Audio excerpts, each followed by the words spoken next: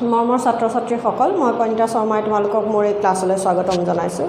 মই ক্লাছ 10ৰ বিজ্ঞানৰ জীৱন প্ৰক্ৰিয়া চেপ্টাৰটো পঢ়াই আছিলোঁ। তাৰ মই মানুহৰ যিখিনি পৰিবহণ পৰিপুষ্টি শ্বসন এইবোৰ শেষ হ'ল, মানুহৰ পৰিবহণ পঢ়াই থকা আছে। মানে হৃদপিণ্ড আজি মই হৃদপিণ্ডটো পঢ়াম, হৃদপিণ্ডৰ কাৰ্য কেনেকুৱা তাৰমানে সেইখিনি পঢ়াম।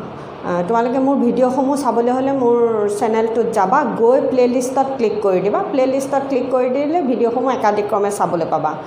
আৰু তোমালোকলৈ মোৰ এটা অনুৰোধ আছে যে তোমালোকে মোৰ ভিডিঅ'সমূহ যিমান পাৰা শ্বেয়াৰ কৰিবা, মানে তোমালোকৰ বন্ধুবৰ্গৰ মাজত শ্বেয়াৰ কৰিবা।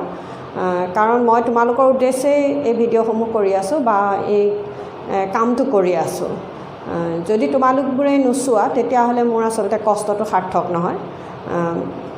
গতিকে তোমালোকক মোৰ এটা অনুৰোধ, তোমালোকে চোৱাৰ লগতে তোমালোকে তোমালোকৰ বন্ধুবৰ্গৰ লগত কথাটো শ্বেয়াৰ কৰিবা। মানে মই 9ৰো ভিডিঅ' দি আছোঁ আৰু 10ৰো দি আছোঁ। গতিকে 9ৰে হওক তোমাৰ চিনাকি ল'ৰা ছোৱালী বা 10ৰে হওক কথাখিনি ক'বা। গতিকে এয়াই তোমালোকলৈ মোৰ অনুৰোধ। তেতিয়াহ'লে আজিলৈ আহোঁ মই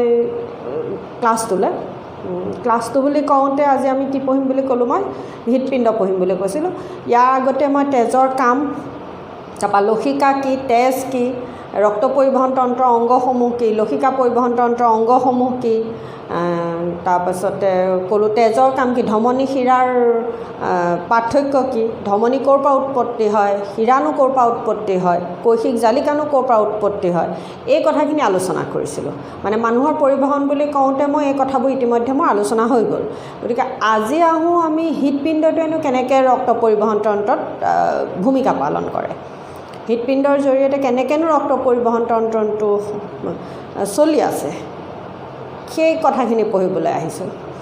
আৰু মানুহৰ যিটো ৰক্ত পৰিবহণ তন্ত্ৰ, সেই ৰক্ত পৰিবহণ তন্ত্ৰটোক ডাবল চাৰ্কুলেশ্যন বুলি কোৱা হয় বা দ্বৈত ৰক্ত পৰিবহণ তন্ত্ৰ, দ্বৈত পৰিবহণ তন্ত্ৰ বুলি কোৱা হয়। গতিকে সেইখিনি আজি অকণমান আলোচনা কৰিবলৈ ওলাইছোঁ। চোৱাচোন কি হৈছে কথাটো। মানে কথাটো হৈছে কি, আমাৰ হৃদপিণ্ডটো মানে ক'ত থাকে কি কথা অকণমান কিতাপখনত বহুত ভালকৈ নাই। গতিকে অকণমান মন দি শুনিবা আৰু প্ৰয়োজন হ'লে সেইখিনি লিখিব লাগিব।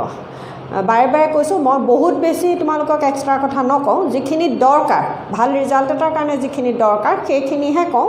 গতিকে সেইখিনি যিমান পাৰা তোমালোকৰ মানে উত্তৰবিলাকত অকণমান ভৰাবলৈ যত্ন কৰিবা, তেতিয়া ৰিজাল্টটো ভাল হ'ব। অন্ততঃ মানে 95ৰ ওপৰত যদি আমি আশা কৰোঁ তেতিয়াহে আমি 90 পাম।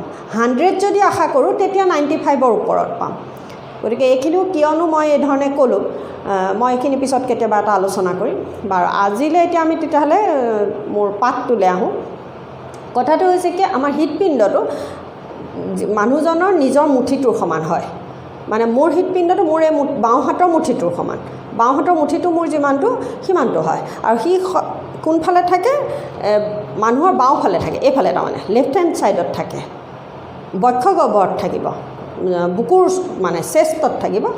আৰু ইয়াৰ হেৰিটো কি হ'ব বুলি ক'লোঁ, চাইজটো মানুহৰ নিজৰ বাওঁ হাতৰ মুঠিটোৰ সমান হয়।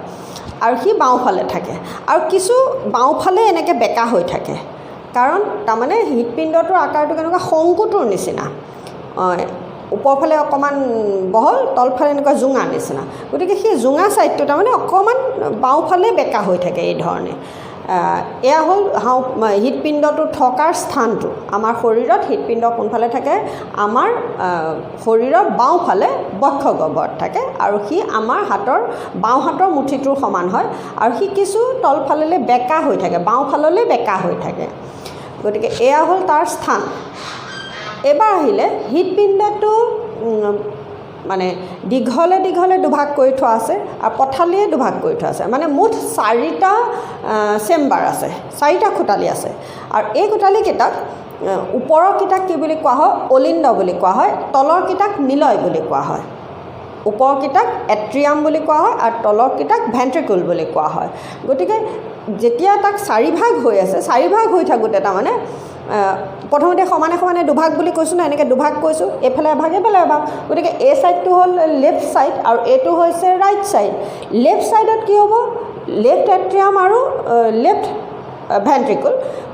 তাৰপাছত ওপৰত কি হ'ল এট্ৰিয়াম, ৰাইট ভেন্ট্ৰিকল, এই ধৰণে 4টা কোটালি হৈ আছে।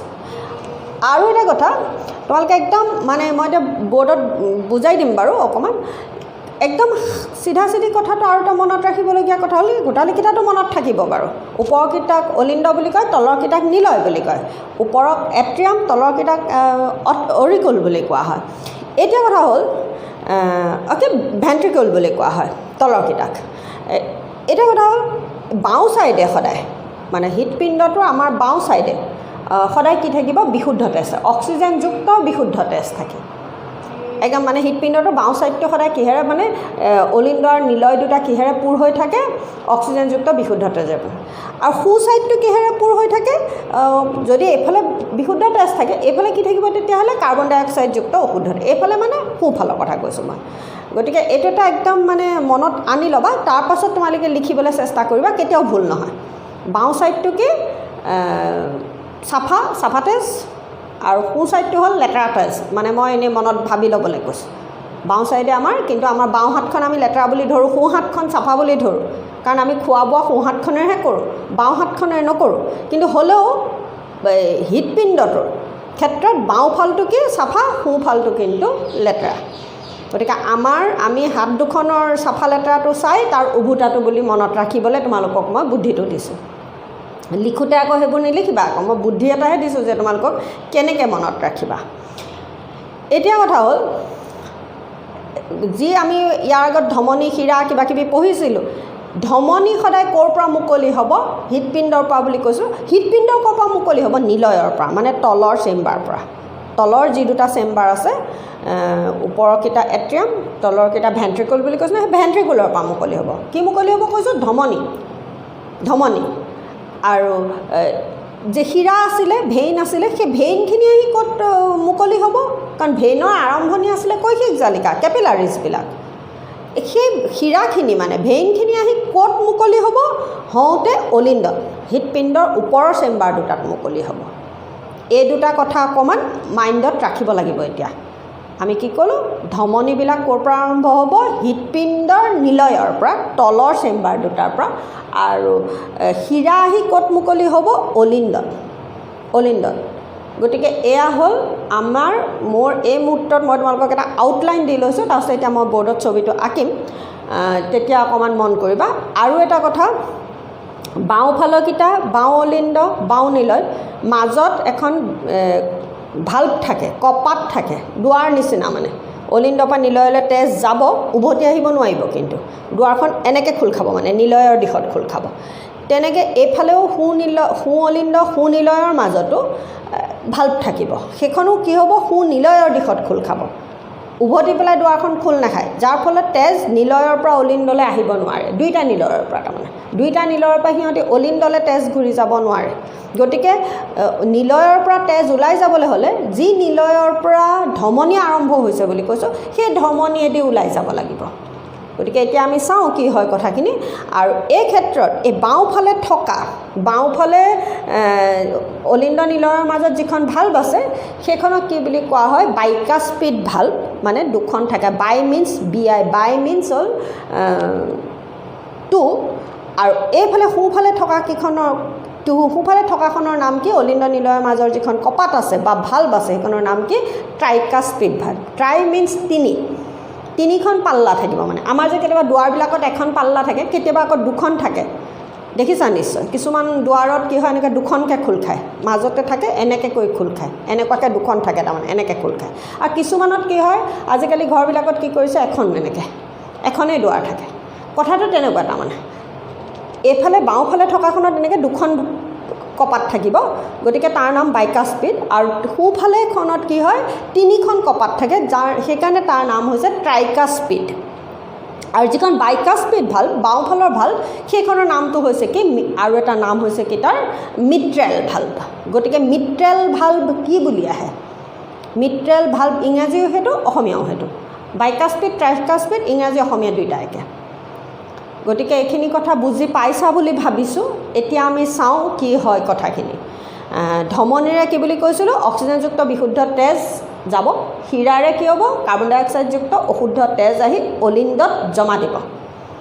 গতিকে নিলয়ৰ পৰা যেতিয়া ওলাই যাব অক্সিজেনযুক্ত বিশুদ্ধ তেজ ওলাই যাব আৰু সোমাবহি যেতিয়া অলিণ্ডত তেতিয়া কাৰ্বন ডাই অক্সাইডযুক্ত অশুদ্ধ তেজ সোমাব কিন্তু তাতে ব্যতিক্ৰম আছে বুলি কৈছিলোঁ মই ক্লুম ধমনী আৰু ক্লুম শিৰা ক্লুম শব্দটোৱে যিটো পালমনাৰী আৰ্টাৰী আৰু পালমনাৰী ভেইন পালমনাৰী শব্দটোৱে আছিলে ব্যতিক্ৰম মই আগৰ ভিডিঅ'ত কৈছোঁ কথাটো আগৰ যিটো ক্লাছ কৰিলোঁ তাত মই কৈছিলোঁ গতিকে এইখিনি এতিয়া কি হয় মই প্ৰথমতে তোমালোকক সাধুৰ নিচিনা কথাখিনি ক'লোঁ এতিয়া চাওঁ কি হয় আৰু কিয় ইয়াক দ্বৈতৰ পৰিবহণ তন্ত্ৰ বা এই ডাবল চাৰ্কুলেশ্যন বুলি কোৱা হয় চাওঁচোন আহা কি হৈছে কথাখিনি এতিয়া আমি কি পঢ়িম তেতিয়াহ'লে হৃদপিণ্ডটো পঢ়িম আজি আমি কি পঢ়িম হৃদপিণ্ড পঢ়িম হাৰ্ট পঢ়িম আজি আমি হাৰ্টটোৰে কেনেকৈ আমাক কাম কৰে সেয়া চাম এতিয়া মই ছবিটো আঁকিম কিন্তু তোমালোকৰ ভাল হ'ব লাগিব ছবিটো মোৰ এতিয়া আঁকিম আৰু চেষ্টা এটা কৰিম তোমালোকক বুজাব পৰাকৈ এটা ছবি আঁকিম কিন্তু তোমালোকে এই কিতাপৰ যিটো ছবি আছে এই ছবিটো পেজ নাম্বাৰ 106ত যিটো ছবি আছে এইটো কেতিয়াবা এইটো আহিব এই দুইটা ছবি ভালকৈ চাব লাগিব পৰীক্ষাত আহিব কিন্তু কোনোবা এটা নহয় কোনোবা এটা আহিব বায়লজি ছবিটোতো আহিবই ছবি আঁকিবলৈ ছবি আহিব কোনোবা কিতাপখনৰ কোনোবা এটা নহয় কোনোবা এটা ছবি কেতিয়াবা দুটাও আহি যাব পাৰে গতিকে এই ছবিকেইটা ভালকৈ চাবা মোৰ নিচিনা ছবি আঁকি থৈ আহিম বুলি নাভাবিবা মই এতিয়া বুজাবৰ কাৰণেহে ছবিটো আঁকিম গতিকে ছবিটো ভাল হ'ব লাগিব তোমালোকৰ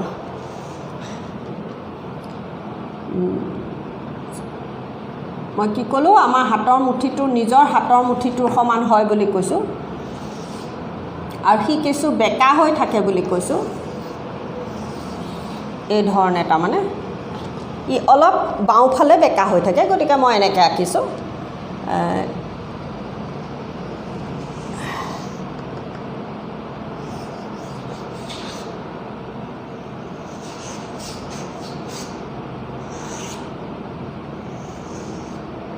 নিলয়ৰ বেৰখন অকণমান এই ধৰণৰ হয় খলা বমা এনেকুৱা মই তোমালোকক একদম এনেই বুজিব পৰাকৈ এনেইহে আঁকিছোঁ দেই মই নিজৰ মতে তাকো কিতাপৰ ছবি হোৱাই নাই মই কিতাপৰ পৰা চোৱা নাই এনেইহে আঁকিছোঁ মানে একদম বুজিবৰ সুবিধাৰকৈ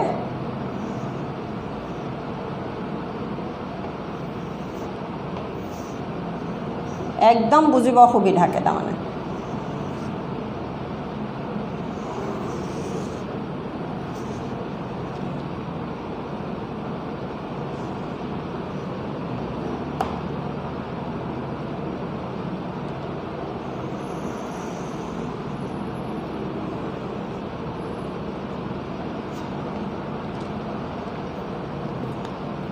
এতিয়া এইটো ছাইড এইফালটো হৈছে বাওঁফাল এইফালটো হৈছে সোঁফাল আৰু এই দুডাল যিহেতুকে মই এই নিলয়ৰ দুটা এই দুটা হৈছে অলিণ্ড এই দুটা হৈছে নিলয় এই বাওঁ অলিণ্ড বাওঁ নিলয়ৰ মাজত কি ভাল্ভ থাকে বুলি ক'লোঁ বাইকাস্পিড এই ধৰণৰ বুলি মই ধৰি ল'লোঁ এই দুখন ভাল্ভ এই ভাল্ভ দুখন এইফাললৈহে খোল খায় ইয়াত যদি তেজ আহি ইয়াত সোমায় তাৰপিছত সি আৰু ওলাই গুচি যাব নোৱাৰে কাৰণ ভাল্ভ ইয়াত যেতিয়া প্ৰেছাৰ দিব ভাল্ভখন বন্ধ হৈ যাব এইফালে যিকেইখন থাকে সেয়া হৈছে কি ট্ৰাইকাস্পিড ভাল্ভ মই এনেই বুজাবৰ কাৰণে আঁকিছোঁ তোমালোকক মানে তিনিখন এনেকুৱা কপাট থাকিব একদম বুজিবৰ কাৰণেহে আঁকিছোঁ এনেকুৱা তিনিখন কপাট থাকে গতিকে এইফালে সোঁফালে থকা অলিণ্ড নিলয়ৰ মাজৰ ভাল্ভক কি বুলি কোৱা হয় ট্ৰাইকাস্পিড বাওঁফালে থকা অলিণ্ড নিলয়ৰ মাজৰ ভাল্ভক কি বুলি কোৱা হয় বাইকাস্পিড এতিয়া কথা হ'ল গতিকে এই দুডাল হৈছে ধমনী এই দুডাল হৈছে কি ধমনী এইডাল হৈছে মহাধমনী আৰু এইডাল হৈছে ক্লুম ধমনী মানে বাওঁ নিলয়ৰ পৰা যিডাল ওলাইছে সেইডাল হ'ল মহাধমনী এই ধমনীডাল ওলাই কি হয় ওলায়ে হৃদপিণ্ডটোৰ পৰা ওলায়ে দুটা ভাগত বিভক্ত হয় এডাল তললৈ এনেকৈ যায় এডাল ওপৰলৈ যায় মানে এইডালে শৰীৰৰ ওপৰ অংশলৈ তেজ নিব আৰু এইডালে কি হ'ব শৰীৰৰ আমাৰ তল অংশলৈ তেজ কঢ়িয়াই নিব তাৰপাছত এইডাল হৈছে ক্লুম ধমনী এইডাল ক'ৰ পৰা ওলাইছে সোঁনিলয়ৰ পৰা ওলাইছে এইটো হ'ল আমাৰ সোঁনিলয় এইটো কি সোঁনিলয় আৰু তেতিয়াহ'লে এইটো কি বাওঁ নিলয় এইটো হ'ল বাওঁ নিলয় এইটো হ'ল কি বাওঁ অলিন্দ এট্ৰিয়াম তাৰমানে বাওঁ অলিন্দ এইটো হ'ল সোঁ অলিন্দ এইটো ৰাইট এট্ৰিয়াম ইয়াত এতিয়া কি হ'ব এই ধৰণে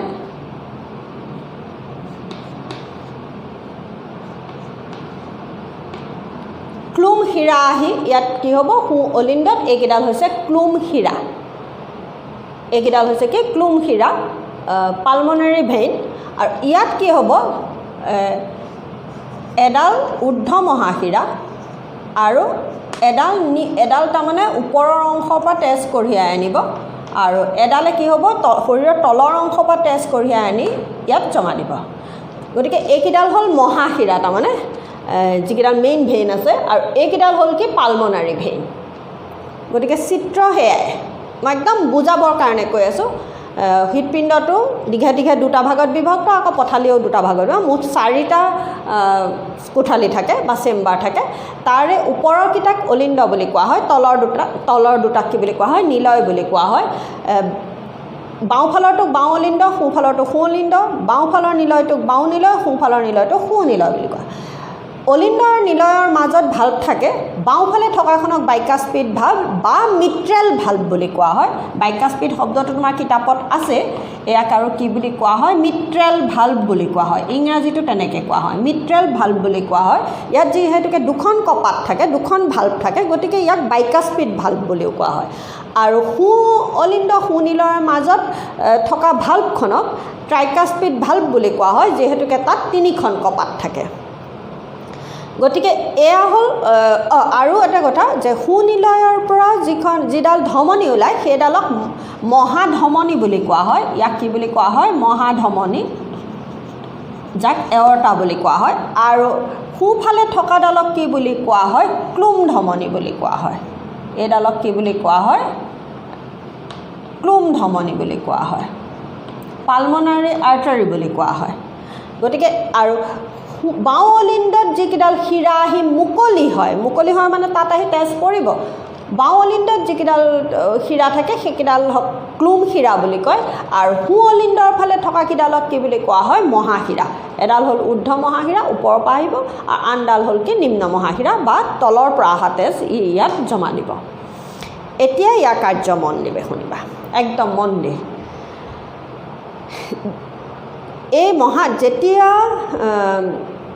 শৰীৰৰ বিভিন্ন অংশৰ পৰা মই সেইখিনিৰ পৰা আৰম্ভ কৰোঁ শৰীৰৰ বিভিন্ন অংশৰ পৰা কোষত উৎপন্ন হোৱা কাৰ্বন ডাই অক্সাইডযুক্ত তেজ আহি ইয়াত কি তেজ সোমাব ইয়াত কাৰ্বন ডাই অক্সাইডযুক্ত তেজ আহি যেতিয়া সোঁ অলিন্দত প্ৰৱেশ কৰে তেতিয়া এই চেম্বাৰটো যেতিয়া ভৰ্তি হৈ পৰে ইয়াত যেতিয়া চাপ বাঢ়ি যায় তেতিয়া কি হয় এই কাৰ্বন ডাই অক্সাইডযুক্ত তেজ গৈ পেলাই সোঁ নিলয়ত প্ৰৱেশ কৰে যেতিয়া এই সোঁ নিলয়ৰটো তেজৰ পৰিমাণ বাঢ়ি ইয়াত চাপ বাঢ়ি যায় আৰু যেতিয়া মানে নিলয়টো যেতিয়া এনেকৈ সংকুচিত হয় আৰু হৃদপিণ্ডটোৱে অনবৰতে কি হয় এটা লয়বদ্ধ সংকোচন প্ৰসাৰণ চলাই থাকে সংকোচন শিথিলকৰণ মানে সংকোচন আৰু ৰিলেক্সেশ্যন এই প্ৰক্ৰিয়াটো যেতিয়া হৈ থাকে নিলয়ৰ সংকোচনৰ সময়ত কি হ'ব এই কাৰ্বন ডাই অক্সাইডযুক্ত তেজ এবাৰ যিডাল ক্লুম ধমনী আছে ক্লুম ধমনীয়েদি এইফালেদি ওলাই যাব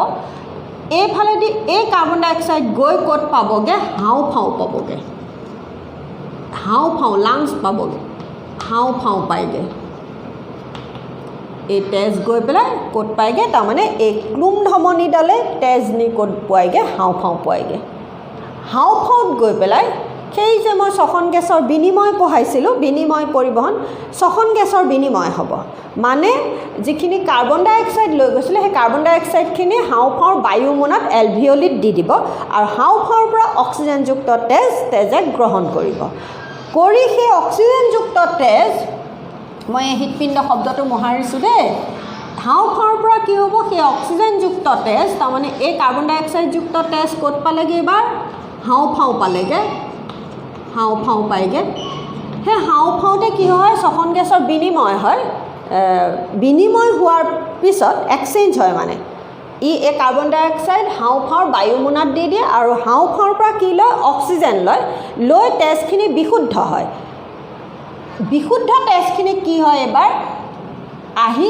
এইফালেদি তাৰমানে এইফালেদি কি হয় এইফালে মিনছ এই পালমনাৰী যিখিনি ভেইন আছে সেই ভেইনেদি কি হ'ব অক্সিজেনযুক্ত বিশুদ্ধ তেজ আহি ইয়াত প্ৰৱেশ কৰিব ইয়াত মানে ক'ত বাওঁ অলিণ্ডত প্ৰৱেশ কৰিব যেতিয়া বাওঁ অলিণ্ডত তেজেৰে পূৰ হ'ব চাপ বাঢ়ি যাব আৰু অলিণ্ডটোৰ যেতিয়া সংকোচন হ'ব তেতিয়া কি হ'ব এইফালেদি তেজ গৈ পেলাই বাওঁ নিলয়ত সোমাব এই অক্সিজেনযুক্ত তেজ বাওঁ নিলয়ত সোমাব যেতিয়া বাওঁ নিলয়ো তেজেৰে পূৰ হ'ব ফলত চাপ বাঢ়ি যাব বাঢ়ি যোৱাৰ লগে লগে আকৌ নিলয়টোৱে যেতিয়া এনেকৈ সংকুচিত হ'ব মানে চাপ বাঢ়ি যোৱাৰ সেই চাপ বঢ়াই সংকুচিত হোৱাৰ লগে লগে এইফালেদি কি হ'ব এই অক্সিজেনযুক্ত তেজ এই মহাধমনীয়েদি ওলাই যাব ওলাই গৈ এইফালেদি সি কি হ'ব শৰীৰৰ ওপৰ অংশলৈ যাব আৰু এইডালেদি কি হ'ব শৰীৰৰ তলৰ অংশত তেজ পৰিবাহিত হ'ব আৰু পৰিবাহিত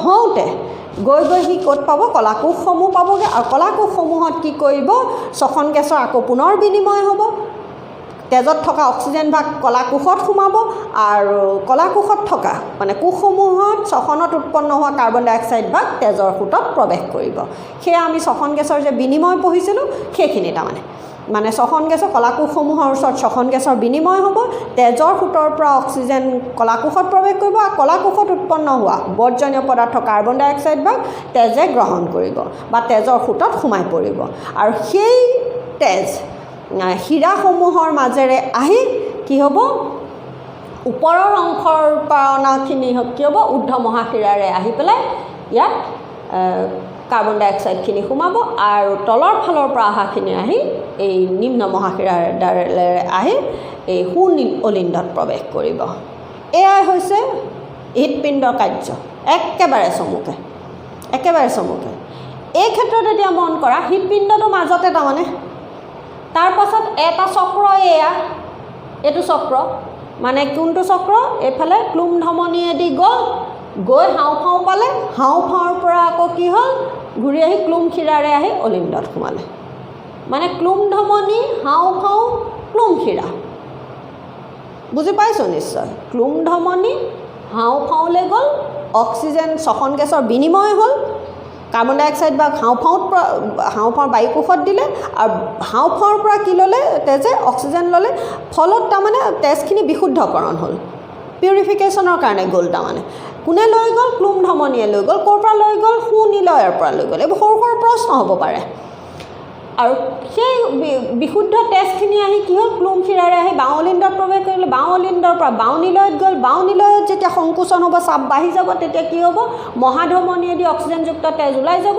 গৈ মহাধমনীডাল যিহেতুকে হৃদপিণ্ডৰ পৰা ওলাই এই দুটা ভাগত বিভক্ত গতিকে সি কি হ'ব ওপৰৰ ডালেৰে শৰীৰৰ ওপৰ অংশলৈ অক্সিজেন কঢ়িয়াই নিব আৰু তললৈ যোৱা ডালে তলৰ অংশলৈ শৰীৰৰ তলৰ অংশলৈ কি হ'ব অক্সিজেন কঢ়িয়াই নিব কঢ়িয়াই নি কলাকোষসমূহ ওচৰ পোৱাৰ লগে লগে পুনৰ কলাকোষৰ ওচৰত শ্বসন গেছৰ বিনিময় হ'ব অৰ্থাৎ তেজৰ পৰা অক্সিজেন কলাকোষত প্ৰৱেশ কৰিব আৰু কলাকোষৰ পৰা কাৰ্বন ডাই অক্সাইড তেজৰ সোঁতত প্ৰৱেশ কৰিব সেই কাৰ্বন ডাই অক্সাইডযুক্ত অশুদ্ধ তেজ শিৰাই কঢ়িয়াই আনিব ওপৰৰ অংশৰ পৰা কঢ়িয়াই আনি কোনে সু অলিণ্ডত জমা দিব ঊৰ্ধ্ব মহাশিৰা আৰু তলৰ অংশৰ পৰা তেজ কাৰ্বন ডাই অক্সাইডযুক্ত তেজ কঢ়িয়াই আনি সু অলিণ্ডত জমা দিব কোনে নিম্ন মহাশিৰা মুঠৰ ওপৰত কলাকোষসমূহত ওচৰত শ্বসন গেছৰ বিনিময় হোৱাৰ পাছত সেই কাৰ্বন ডাই অক্সাইডযুক্ত তেজখিনি শিৰাই হৃদপিণ্ডৰ দিশে কঢ়িয়াই আনি সু অলিণ্ডত জমা দিয়ে ওপৰৰ অংশৰ পৰা অহা তেজখিনি কোনে সু অলিণ্ডত জমা দিব ঊৰ্ধ্ব মহাশিৰা আৰু তলৰ অংশৰ পৰা অহাখিনি নিম্ন মহাশিৰা আৰু সেই যেতিয়া সু অলিণ্ডটো তেজেৰে পূৰ্ণ হৈ পৰিব চাপ বাঢ়ি যাব ফলত ট্ৰাইকাস্পিড ভালভেৰে সৈতে সু নিলয়ত তেজ প্ৰৱেশ কৰিব আৰু সু নিলয়টোৰ যেতিয়া সংকোচন হ'ব মানে তেজেৰে পূৰ হৈ যাব চাপ বাঢ়িব নিলয়টোৰ যেতিয়া সংকোচন হ'ব সংকোচন হোৱাৰ ফলত কি হ'ব ক্লুম ধমনীৰে কি হ'ব তেজ ওলাই যাব আৰু সেই তেজ পুনৰ কি হ'ব হাওঁফাওঁত গৈ পেলাই কি হ'ব শ্বসন গেছৰ বিনিময়ৰ জৰিয়তে তেজখিনিৰ বিশুদ্ধকৰণ হ'ব আৰু এইদৰে এই চক্ৰটো পুনৰ বাৰে বাৰে চলি থাকিব আৰু তেজ কিয় ওলাই যাব কাৰণ মানে হৃদপিণ্ডৰ পৰা তেজ কিয় ওলাই যাব নিলয়ৰ সংকোচনৰ কাৰণে ওলাব ইয়াতো নিলয়ৰ সংকোচনৰ কাৰণে ওলাইছে ইয়াতো নিলয়ৰ সংকোচনৰ কাৰণে ওলাই যাব হৃদপিণ্ডৰ পৰা বুজি পাইছা বুলি ভাবিছোঁ মই গতিকে এই ক্ষেত্ৰত এতিয়া কি হৈছে এটা চক্ৰ চোৱা এয়া হৃদপিণ্ড হাওঁফাওঁ হৃদপিণ্ড ক'পা সুনিলয় হাওঁফাওঁ বাওঁ অলিন্দ এটা চক্ৰ মানে হৃদপিণ্ড হাওঁফাওঁ হৃদপিণ্ড এটা চক্ৰ আকৌ কি হ'ল তেজ কি হ'ল এয়া মহাধমনীয়েদি ওলাই গ'ল ওলাই শৰীৰৰ বিভিন্ন অংশদি ভ্ৰমণ কৰিলে কৰি আহি এইফালেদি সোমালে এটা চক্ৰ এয়া মই এইটো মানে ইয়াৰ পৰা এনেই আঁকি দিলোঁ দেই এয়া এইবোৰ তাৰমানে কলাকোষ এই কলাকোষ এয়া কলাকোষ তাৰমানে হৃদপিণ্ডৰ মহাধমনীয়েদি ওলাই কি হ'ল কলাকোষৰ মাজেদি গৈ কলাকোষৰ ওচৰত শ্বসন গেছৰ বিনিময় হৈ আকৌ ক'ত সোমালেগৈ মহাশিৰাইদি গৈ সুঅলিণ্ডত তাৰমানে এটা চক্ৰ হ'ল হৃদপিণ্ড হাওঁফাওঁ হৃদপিণ্ড আনটো হ'ল হৃদপিণ্ড কলাকোষ হৃদপিণ্ড কিন্তু চক্ৰটো চোৱা সুনিলয় হাওঁফাওঁ বাওঁ অলিন্দ বাওঁ নিলয় তাৰপাছত কলাকোষ সুঅলিন্দ বুজি পাইছা বুলি ভাবিছোঁ হাওঁফাওঁলৈ যোৱা চক্ৰটোৰ কাম কি তেজখিনিৰ বিশুদ্ধকৰণৰ উদ্দেশ্যে যায় আৰু তলৰ যিটো কলাকোষলৈ যিটো মই আঁকিছোঁ চক্ৰ সেইটো কাম হ'ল কি কলাকোষসমূহত অক্সিজেনৰ যোগান ধৰা আৰু কলাকোষত উৎপন্ন হোৱা বৰ্জনীয় পদাৰ্থ কাৰ্বন ডাই অক্সাইডক কঢ়িয়াই আনি শৰীৰৰ পৰা বাহিৰ কৰা গতিকে এই দুটা হ'ল যিহেতুকে হৃদপিণ্ডটোৰ জৰিয়তে আমাৰ শৰীৰত দুটা চক্ৰ চলি থাকে তেজৰ দুটা চক্ৰ চলে আৰু সেইবাবে কি বুলি কোৱা হয় এই চক্ৰটোক দ্বৈত পৰিবহণ তন্ত্ৰ বা ডাবল চাৰ্কুলেশ্যন বুলি কোৱা হয় গতিকে এয়াই হৈছে হৃদপিণ্ডটোৰ গঠন ব্যাখ্যা বুজি পাইছা বুলি ভাবিছোঁ মই যিমান পাৰোঁ সহজকৈ বুজাবলৈ যত্ন কৰিছোঁ গতিকে এয়া পঢ়িবা আমাৰ পামকল হৃদযন্ত্ৰ এইকণ পঢ়িবা তোমালোকে এইকণ পঢ়িবা ইমান বহুত বেছি হেৰি দিয়াও নাই তথাপি দিছে অলিন্দৰ বেগ মই পঢ়িয়ে দিছোঁ চোৱাচোন যে মানুহৰ হৃদযন্ত্ৰটো হাতৰ মুঠি সদৃশ এটা পেশীযুক্ত অংগ হাতৰ মুঠি মানে বাওঁ হাতৰ মুঠি দেই তেজে অক্সিজেন আৰু কাৰ্বন ডাই অক্সাইড দুয়োবিধ গেছ পৰিবহণ কৰাৰ বাবে অক্সিজেনযুক্ত তেজ আৰু কাৰ্বন ডাই অক্সাইডযুক্ত তেজ পৃথক কৰি ৰাখিবৰ কাৰণে আমাৰ হৃদযন্ত্ৰটো পৃথক কোঠালিত বিভক্ত কাৰ্বন ডাই অক্সাইডযুক্ত তেজ কাৰ্বন ডাই অক্সাইড নিৰ্গত কৰাৰ পিছত হাওঁফাওঁৰ পৰা অক্সিজেনযুক্ত তেজ হৃদপিণ্ডলৈ উভতাই অনাৰ প্ৰয়োজন হৃদযন্ত্ৰৰ পৰা এই তেজ দেহৰ বিভিন্ন অংশত বিতৰণ হয় এতিয়া আমি সম্পূৰ্ণ প্ৰক্ৰিয়াটো খণ্ড খণ্ডকৈ আলোচনা কৰোঁ হাওঁফাওঁৰ পৰা অক্সিজেনযুক্ত তেজ আহি হৃদযন্ত্ৰৰ পূৰ্বদেশীয় অংশত থকা বাওঁ কোঠালিত আহি পৰেহি বুজিছা নহয় এই বাওঁ কোঠালিত আহি পৰেহি ইয়াক বাওঁ অলিন্দ বোলে পূৰ্বদেশীয় কোঠালিকেইটাৰ বেৰখন অতি পাতল এইকেইটাৰ বেৰখন পাতল দেখিছা নহয় এয়া পাতলকৈ আঁকিছোঁ কিন্তু নিলয়ৰ বেৰবোৰ যথেষ্ট ডাঠ এনেকুৱা খলা বমা হয় এইবোৰ নিলয়ৰ বেৰ তাৰমানে এইখিনি এইবোৰ যে আঁকিছোঁ মই এইখিনি নিলয়ৰ বেৰ তাৰমানে এয়া হৈছে নিলয়ৰ বেৰ এই যে খলা বমাকৈ আঁকিছোঁ এইখিনি নিলয়ৰ বেৰ আৰু এয়া যে আঁকিছোঁ এয়া হৈছে কি অলিন্দৰ পাতল বেৰ সেইটোকে কৈছে যে এই অৱস্থাত বাওঁ কি ক'লে যে পূৰ্বদেশীয় কোঠালিকেইটাৰ বেৰখন অতি পাতল মানে ওপৰ এই অৱস্থাত বাওঁ অলিন্দটো শিথিল হৈ যায় বাওঁ অলিন্দটোত যেতিয়া তেজ আহি পৰিব সি শিথিল হৈ পৰে বাওঁ অলিন্দই তেজ সংগ্ৰহ কৰাৰ পাছত ই সংকুচিত হৈ তাত থকা তেজ ইয়াৰ পশ্চাত অংশত থকা কোঠালিৰ নিলয়লৈ পঠিয়াই দিয়ে যে সোঁ অলিন্দটো সংকোচন হোৱাৰ সময়ত ইয়াৰ পশ্চাত দেশত অৱস্থিত কোঠালিটোৰ দুৱাৰ মুকলি হৈ যায় দুৱাৰ মানে ট্ৰাইকাস্পিড ভাল্ভখন মুকলি হৈ যায় আৰু তেতিয়া সোঁ অলিন্দৰ পৰা তেজ আহি সুনিলয়ত প্ৰৱেশ কৰে ইয়াত সোমাইহি বুলি যে কৈছে মই সেইটো কৈছোঁ সুনিলয়ত প্ৰৱেশ কৰে এই কোঠালিটো সুনিলয় বুলি কোৱা হয় যেতিয়া সুনিলয়টো সংকুচিত হয় তেজে পূৰ হৈ যাব চাপ বাঢ়িব তেতিয়া তাৰ সুনিলয়টো সংকুচিত হয় তেতিয়া ইয়াৰ পৰা তেজ হাওঁফাওঁলৈ যায় কিহেদি যায় ক্লোম ধমনীয়েদি যায় এই তেজ শোধন হয়, এই তেজ গৈ পেলাই মই কি কৈছিলোঁ শ্বসন গেছৰ বিনিময়ৰ জৰিয়তে বিশুদ্ধকৰণ হয় বা শোধন হয়। যে নিলয়ৰ পৰা তেজ দেহৰ বিভিন্ন অংগলৈ পৰিবহণ কৰিব লগা হোৱাৰ কাৰণে আন্তঃনিলয় বেৰখন অলিণ্ডৰ বেৰতকৈ যথেষ্ট ডাঠ হয়। এইটো প্ৰশ্ন এটা হ'ব পাৰে যে কাৰ বেৰ ডাঠ আৰু কিয়? কাৰণ এই নিলয়ৰ বেৰখন কি হয়, অলিণ্ডৰ বেৰতকৈ যথেষ্ট ডাঠ হয়। যে সোঁঅলিণ্ড আৰু সোঁনিলয় আৰু বাওঁঅলিণ্ড আৰু বাওঁনিলয়ৰ মাজত কপাত থাকে। কৈছোঁৱে মই, বাওঁঅলিণ্ডৰ নিলয়ৰ মাজত থকাখন হ'ল বাইকাস্পিড বা মিট্ৰেল ভাল্ভ, সোঁফালে থকাখন হ'ল ট্ৰাইকাস্পিড ভাল্ভ বুলি কোৱা হয়। বাওঁফালে থকাখন বাওঁফালে বাই এনেকৈ মনত ৰাখি থ'লে হৈ গ'ল, মানে বাওঁ মানে দুইটা বাওঁ বাই মানে, কিন্তু বাওঁফালে থকাৰ কাৰণে বাই বুলি কোৱা নাই আকৌ দেই, মই মনত ৰাখিবৰ কাৰণেহে কৈছোঁ। বাওঁফালে বাইকাস্পিড দুইটা আৰু সোঁফালৰখন ট্ৰাইকাস্পিড, খেলি মেলি কৰিলে নহ'ব আকৌ।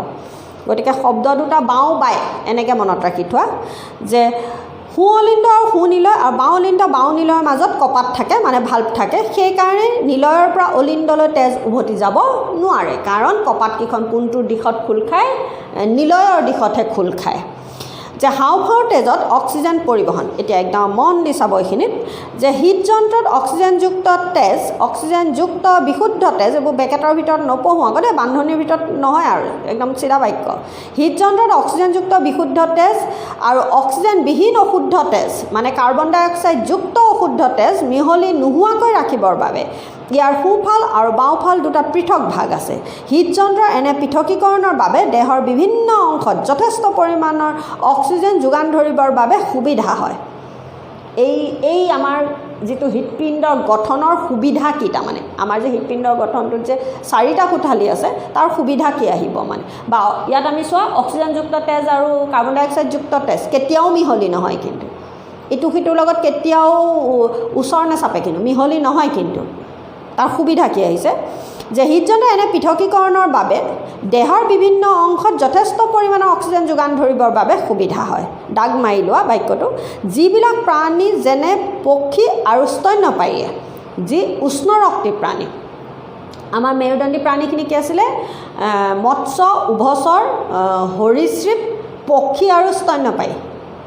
মৎস্য, উভচৰ, সৰীসৃপ, পক্ষী, স্তন্যপায়ী, 5 ধৰণৰ আমাৰ মেৰুদণ্ডী প্ৰাণী আছিলে। আমি 9ত পঢ়িছিলোঁ, যেতিয়া ক্লাছিফিকেশ্যন পঢ়িছিলোঁ, শ্ৰেণী বিভাজন পঢ়িছিলোঁ, প্ৰাণী ৰাজ্যৰ শ্ৰেণী বিভাজন। গতিকে সেই মেৰুদণ্ডী প্ৰাণীখিনিৰ ভিতৰত মৎস্য, উভচৰ, সৰীসৃপ এইখিনি হৈছে কি শীতল ৰক্তি আছিলে, আৰু পক্ষী আৰু স্তন্যপায়ীখিনি কি আছিলে, উষ্ণ ৰক্তি আছিলে। শীতল ৰক্তিখিনি কি, যি পৰিৱেশৰ লগত নিজৰ উষ্ণতা, মানে পৰিৱেশৰ যেতিয়া উষ্ণতা সলনি হয়, শৰীৰৰ উষ্ণতাও সলনি হয়। তাৰমানে মাছ, ভেকুলী, সাপ, মৎস্য, উভচৰ, সৰীসৃপ বুলি কওঁতে মনলৈ সেইকেইটাই আহিছে।